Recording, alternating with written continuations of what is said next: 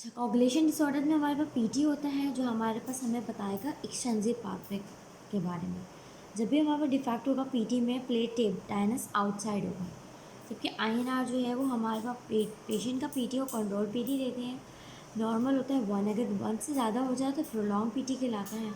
PTG जो होता है वो हमारे पास प्ले टेबल टेनिस इनसाइड है, यानी कि इंट्रिंसिक फैक्टर है, क्योंकि हम टेबल टेनिस इनसाइड कहते हैं तो वो इंट्रिंसिक कहलाता है। इसमें सारे फैक्टर आते हैं एक्सेप्ट 7 और 13 डिफेक्ट। अच्छा, इसके अलावा क्या अच्छा, क्योंकि 7 तो एक्सटेंसिक का है ना, इसलिए कोगुलेशन डिसऑर्डर्स को can be due to clotting factor deficiency और एक्वायर्ड फैक्टर इनहिबिटर्स भी हमारे पास हो सकते हैं। या तो क्लॉटिंग फैक्टर नहीं होते हैं या फैक्टर जो है ना हमारे पास की कमी होती है। जस्ट मोस्ट कॉमनली फैक्टर 8 के हमारे पास जो है इनहिबिटर्स होते हैं।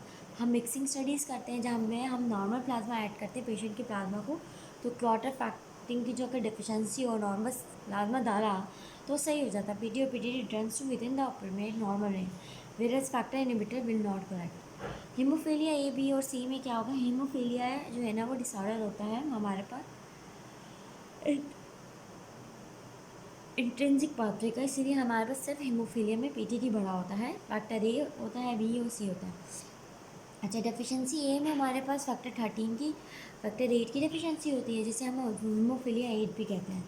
ये दोनों एक्सीलेंट रिसेसिव है, फैक्टर बी वाला भी, जिसमें फैक्टर 9 और 10 आता है। अच्छा, 8, 9, 10 और 11 जो है वो हमारे पास ऑटोसोमल रिसेसिव है, तो 8, 9, 10 और जो 11 है वो सी है।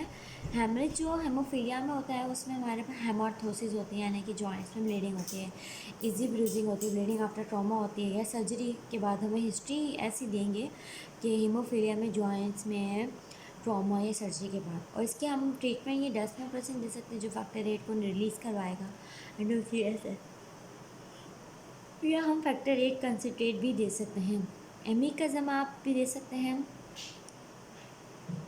हम उस फार्मा में ड्रग पढ़ेंगे डिजीज़ जो है फैक्टर 8 के लिए, फैक्टर 9 दे सकते हैं कंसनट्रेट, और फैक्टर जो है 11 दे सकते हैं सी के लिए। तो हमें याद होना चाहिए हेमोफीलिया ए होता है, बी होता है, सी होता है, ए फैक्टर 8 का है, बी जो है वो हमारे पास 9 और 10 का है, 8, 9, 10 और 11 का सी है। विटामिन के हमारे पास क्या होगा, विटामिन के में दोनों बनेंगे, पीटी पीटीडी दोनों प्रोलॉन्ग होगा, जनरल कोगुलेशन डिफेक्ट होगा, ब्लीडिंग टाइम नॉर्मल होगी, जो भी विटामिन के बनाता है 2, 7, 9, 10 प्रोटीन सी हो, ये सारे खराब होंगे। उसके बाद हमारे पास प्लेटलेट डिसऑर्डर्स आते हैं, जिसके अंदर हमारे पास ब्लीडिंग टाइम जो है बढ़ा हुआ होगा, म्यूकस मेम्ब्रेन की ब्लीडिंग होगी, माइक्रो हेमरेजेस होंगे, टिकियाँ होंगे, एपेस्टेक्सिस होंगे, प्लेटलेट काउंट जो है वैसे नॉर्मल यूजली जो होगा, पर क्वालिटेटिव डिसऑर्डर में थोड़ा कम हो सकता है। बर्नार्ड सोलिड में हमने कहा था GP1 भी नहीं होगा तो क्या होगा, तो हमारे पास जी प्लेटलेट बाइंड नहीं कर पाएंगे, ब्लीडिंग टाइम बड़े होंगे इन सब में, ठीक है ना। अब इसमें प्लेटलेट हो सकता है कम भी हो सकते हैं, जैसे कि इम्यून थ्रोम्बोसाइटोपेनिया में होता है। अच्छा, ये दोनों शुरू के जो सारा बर्नार्ड और बेल्जमन ये ऑटोसोमल रिसेसिव है, डिफेक्ट GP1 भी डिक्रीज होगा, प्लेटलेट ब्लूमिन फैक्टर के साथ नहीं बाइंड करेंगे। अब नॉर्मल रिस्टोटिन टेस्ट आएगा, लार्ज प्लेटलेट इसका बहुत ज़्यादा करेक्टरिस्टिक होगा। और ग्लासमैन में GB2B3B का डिफेक्ट होगा, इंटीग्रिन अल्फा 11 भी नहीं होगा, प्लेटलेट टू प्लेटलेट रेशियो नहीं होगी, डिफेक्टिव प्लेटलेट प्लाक बनेगा। ब्लड स्मेयर के अंदर हमारे कोई प्लेटलेट क्लम्प नहीं हो पाएंगे। अब यूथ थ्रोम्बोसाइटोपेनिया में होगा कि हमारे पास अब इसमें प्लेटलेट कम मिलेंगे, ब्लीडिंग ना भरा होगा, प्लेटलेट जो है स्प्लीन में डिस्ट्रक्शन हो रही होगी, क्योंकि हमारे पास हमारी बॉडी में anti-GP2B3 के खिलाफ एंटीबॉडीज़ बन रही है, जिसकी वजह से जो प्लेटलेट में प्रेजेंट होता है वो स्प्लीनिक मैक्रोफेज जो है उसको खा जाएगा प्लेटलेट्स को। ये आइडियोपैथिक भी हो सकता है, secondary to autoimmune disease, SLD, viral illness हो सकता है, HIV, हेप्सी वायरस, मैलिग्नेंसीज। हमें लैब में ना मेगा कैरियोसाइड मिलेंगे, और बायोप्सी में प्लेटलेट काउंट कम मिलेंगे। क्योंकि ऑटोइम्यून डिजीज में स्टेरॉइड, IV, IgG और हमें थर्मोपोइटिन रिसेप्टर एगोनिस्ट जैसे कि इलेक्ट्रोपाग, रोमिप्लास्टिन, तो इसमें निमोनिक में इलेक्ट्रोमोवाक रमीप्लास्टिन है, एक निमोनिक था हमारे पास, इम्यूनोलॉजी में है इसका। और स्प्लेनेक्टमी करेंगे अगर बहुत ही रिफ्रैक्टरी जो है ना केसेस हैं आरटीबी की। तो इसमें बर्नार्ड हो गया, ग्लासमैन, इसमें ये दोनों ऑटोसोमल रिसेसिव है, एक में GB1B का, एक में GB2B3 का। और म्यून थर्मोसाइटोपिनिया में कि हमारे पास ऑटो एंटीबॉडीज़ बनी GB2B3 के खिलाफ ही और डिस्ट्रक्शन हो रही है, और इसमें भी लार्ज अगर कैंसर। और बर्नार्ड सोली में भी लार्ज हमारे पास प्लेटलेट मिलेंगे, डिस्टेटिन जो है वो ख़राब आएगा।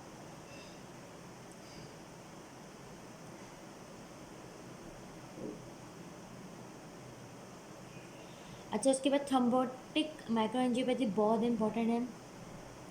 इसमें एक टीटीपी आता है, एक एचयूएस आता है। जो टीटीपी है यानी थ्रोम्बोटिक की वजह से थ्रोम्बोसाइटोपेनिक भरपूर है, यानी थ्रोम्बस की वजह से फीमेल्स में होता है, या डेफिशिएंसी होती है या इनहिबिशन होती है एडम स्टडीन की, जो कि वुल्वरन फैक्टर को के मेटापोलरेज को डिग्रेडेशन कराता है वुल्वरन फैक्टर के मल्टामर, जिसकी वजह से बहुत सारे वुल्वरन फैक्टर के मल्टीमर बन जाते हैं।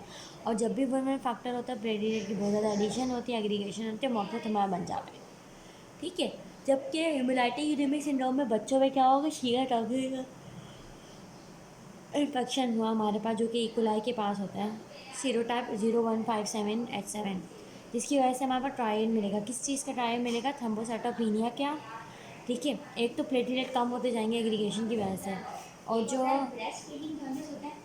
और एक जो हमारे पास जो है ये सारे जो थ्रोम्बोटिक बने हैं, उसकी वजह से हमारे पास माइक्रोएंजियोपैथी हेमोलाइटिक अनीमिया होगा, यानी हीमोग्लोबिन भी कम हो जाएगा, शिस्टोसाइट्स भी कम, क्या हमें मिलेगा, हीमोग्लोबिन कम मिलेगा, क्योंकि वैसा इसमें ब्रेकडाउन हो रही है, तो शिस्टोसाइड मिलेंगे, एलडीएच बढ़ेगा, और एक्यूट किडनी इंजरी होगी, क्रेटिनिन बढ़ा हुआ होगा। अच्छा, इन दोनों में डिस्टिंग्विश फैक्टर क्या है कि हमारे पास इसके अंदर टायर्ड होगा, ये तीनों चीज़ें तो दोनों में प्रेजेंट होगी, लेकिन फीवर और न्यूरोलॉजिकल सिम्टम्स जो हैं वो टीटीपी के अंदर होगा, जबकि हेमोरेटिक यूरेमिक सिंड्रोम में हमारे पास ब्लडी डायरिया होगा। लैब्स की बात करें तो दोनों में, क्योंकि ये कोगुलेशन डिफेक्ट नहीं है तो पीटी और पीटीडी नहीं होगा, तो यही बहुत ज़्यादा आता है एमसीक्यूज़, या एमसीक्यूज़ तो नहीं होते सिनेरियोज़ के अंदर। और अगर डीआईसी होता है तो कोगुलेशन पाथवे एक्टिवेट होता है। ट्रीटमेंट क्या है, हम प्लाज्मा एक्सचेंज कराएंगे, स्टेरॉइड देंगे, रेटैक्सिमाब देंगे। जबकि एचयूएस में हम लोग क्या करेंगे, सपोर्टिव केयर करेंगे। इसके बाद हमारे पास वुल्वरन डिजीज़ आता है और डीआईसी आता है। ये हमारे पास कोगुलेशन के डिसऑर्डर हैं। अब वुल्वरन फैक्टर नहीं होगा, प्रेजेंट नहीं होगा वुल्वरन फैक्टर, हमें कोगुलेशन फैक्टर रेट नहीं बाइंड करेगा। ठीक है ना, ठीक है।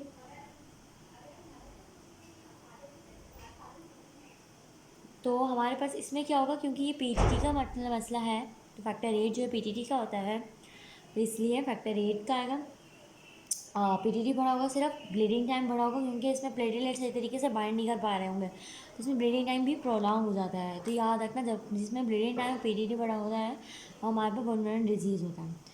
इंट्रिंसिक पाथवे कोगुलेशन डिफेक्ट होता है, वुल्वरन फैक्टर डिक्रीज होता है, इंक्रीज प्लेटलेट टाइम, क्योंकि वुल्वरन फैक्टर कैरीज करता है या प्रोटेक्ट करता है फैक्टर 8 को, प्लेटलेट प्लाग नहीं बढ़ पाता, वुल्वरन फैक्टर का डिफेक्ट होता है, डिफेक्ट इन प्लेटलेट टू वुल्वरन फैक्टर एडिशन नहीं हो पाती है। ऑटोसोम में ये आदत नहीं, दिस इज ऑटोसोमल डोमिनेंट, अभी हमने जितने बड़े रिसेसिव थे, ये माइल्ड होता है but most common inherited reading disorder है। नो प्लेटलेट एग्रीगेशन विद रिस्टोटिन को फैक्टर, ट्रीटमेंट इसकी क्या होती है, डेस्मोप्रेसिन है, जो इस डिजीज वुल्वरन फैक्टर स्टोरिन एंडोथेलियम। मुझे याद रखना, यहाँ पर भी रिस्टोटिन खराब आएगा, जहाँ पे वुल्वरन फैक्टर का डिसऑर्डर होगा वहाँ रिस्टोटिन ऑब्नॉर्मल होगा, या तो GP1 भी ना हो या वुल्वरन फैक्टर ना हो। डीआईसी में हमारे पास क्या होगा, दोनों कोगुलेशन का डिसऑर्डर का, पीटी भी बढ़ा होगा, पीटीडी भी बढ़ा होगा, ब्रेन टाइम बढ़ा होगा, प्लेटलेट भी कम होगा, तो सारे कोगुलेशन डिसऑर्डर, प्लेटलेट, सब चीज़ें ख़राब हो जाती है डीआईसी में, पूरी तरीके से कोगुलेशन स्टार्ट हो जाती है। Wide spread clotting factor activation deficiency in clotting factor, clotting factor की एक्टिवेशन की वजह से क्लॉटिंग फैक्टर की डेफिशिएंसी शुरू हो जाती है और ब्लीडिंग हो जाती है, blood losing from puncture side ज़्यादातर आता है, कैथेटर से लीकेज स्टार्ट हो गई है, तो हमें इसमें निमोनिक क्या है, ऐसे स्टॉप।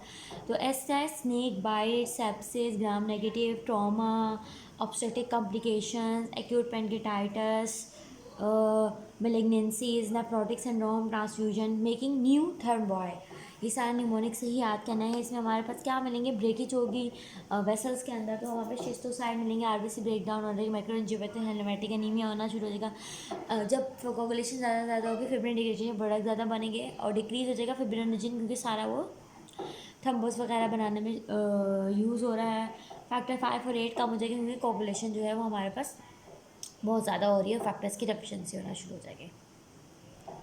अभी जो लास्ट टॉपिक है हमारे पास ये है, हमारे पास हेरिडिटरी थ्रोम्बोफाइलियास, यानी हेरिडिटरी कोई डिसऑर्डर्स हैं जिसकी वजह से जो है ये ऑटोसोमल डोमिनेंट है, इसकी वजह से हाइपर कोगुलेबल्स हमारे पास स्टेट आ रहा है।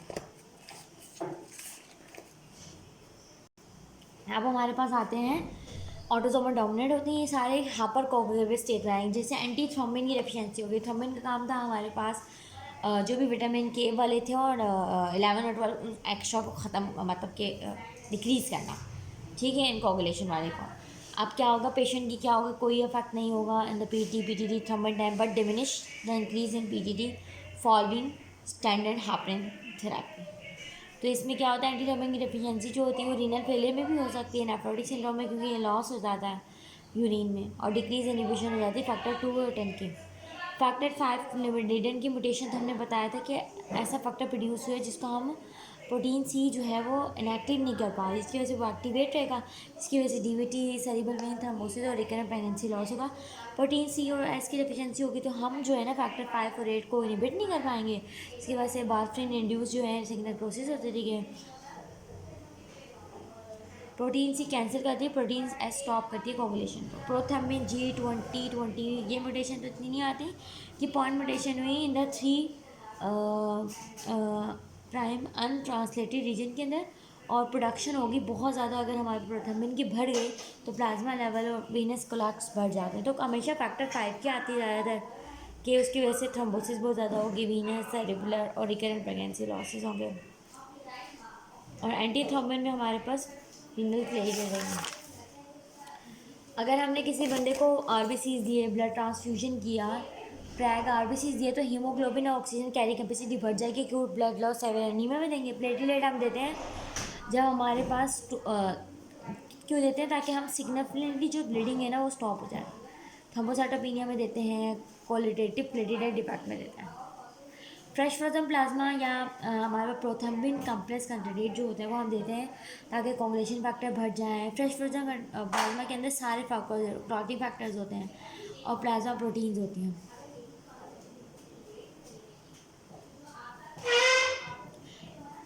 और प्रोथर्मिन कॉम्प्लेक्स कॉन्सेंट्रेट के अंदर वो सारे फैक्टर्स होते हैं जो हमारे पास विटामिन के बना रहा होता है, ठीक है। तो फ्रेश फ्रोजन प्लाज्मा में सारे क्लोरीन फैक्टर होते हैं, जबकि प्रोथर्मिन वाले में विटामिन के वाले होते हैं। क्रायोप्रेसिपिटेट के अंदर हमारे पास क्या क्या होता है, फिब्रिनोजेन होता है, विटामिन फैक्टर होता है, फिब्रिन की भी सारी चीज़ें प्लेटलेट के अंदर जो हमने पढ़ी थी ना FF वाली वो होती है। उसके अलावा फैक्टर 8 होता है, फैक्टर 13 होता है। ब्लड ट्रांसफ्यूजन की वजह से इन्फेक्शन बढ़ सकता है, वैसे लो है लेकिन ट्रांसफ्यूजन रिएक्शन होता है आयरन लेवल और सेकेंडरी हीमोग्लोबिन। हाइपोकैल्सीमिया बहुत इंपॉर्टेंट है कि सिट जो होता है वो कैल्शियम चिलेटर होता है, तो वैसे कैल्शियम कम हो जाता है, और हाइपोकैलीमिया हो जाती है आरबीसी लाइज होता है ओल्ड ब्लड में।